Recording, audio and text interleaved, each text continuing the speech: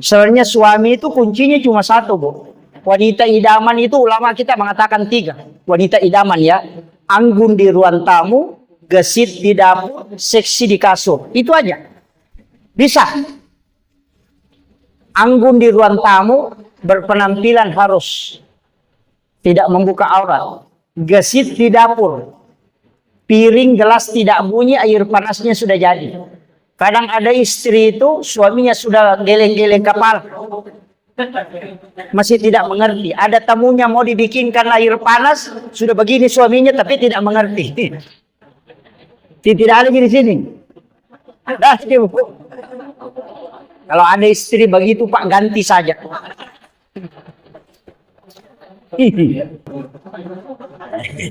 Jadi masalah itu. Kemudian seksi di kasur. Berpenampilan paling seksi itu kalau bersama dengan suami. Itu penting. Karena syahwat suami itu ada pada pandangan. 60-70% itu ada pada pandangan.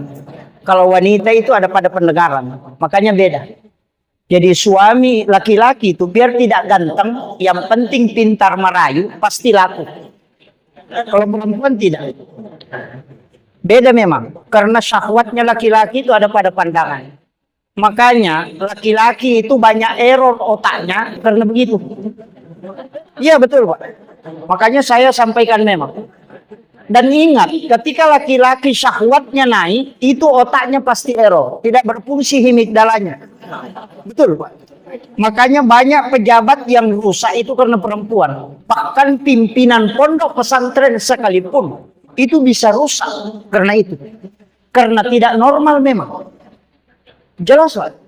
Makanya itu kalau kita minta, suami tak minta, nah kita tidak kasih, pasti jadi masalah. Biasa ditanya, mau ke kantor? Kantor. Nah, itu sudah masalah itu.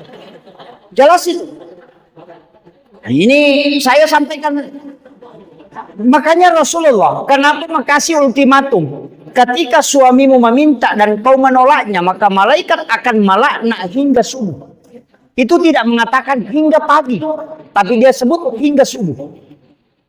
Karena sebelum sholat subuh bisa kau kasih untuk menggembirakan hatinya. Atau setelah sholat subuh. Karena 2 waktu itu juga berhubungan badan sangat bagus.